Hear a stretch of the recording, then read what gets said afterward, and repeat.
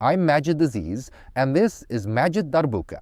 Today, we're going to learn a very important sound on the Darbuka, the muted ka. And if English is your main language, don't forget to check the video description. You'll find a playlist for learning Darbuka in English, so you can start from zero. The muted ka is basically the ka sound, but we mute it using our right hand. To play the muted ka, we use our right hand like this, and place it on the Darbuka to mute the sound. The important thing is to place your right hand gently and smoothly. Your hand shouldn't make an extra sound when it touches the drum, because that can ruin the muted ka sound. This sound is very important, but it needs some separate practice. Start slowly and focus on getting a clear muted ka without any extra sound from your hand.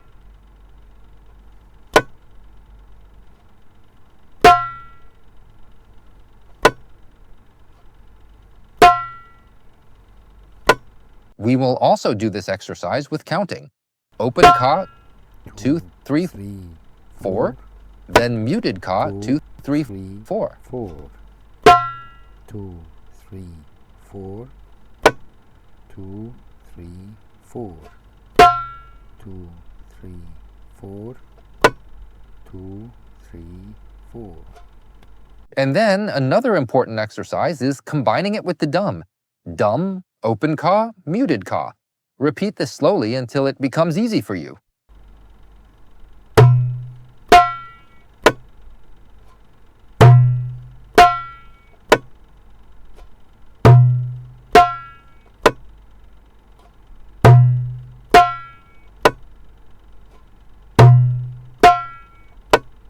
And remember, this isn't just a sound that we're going to learn and forget.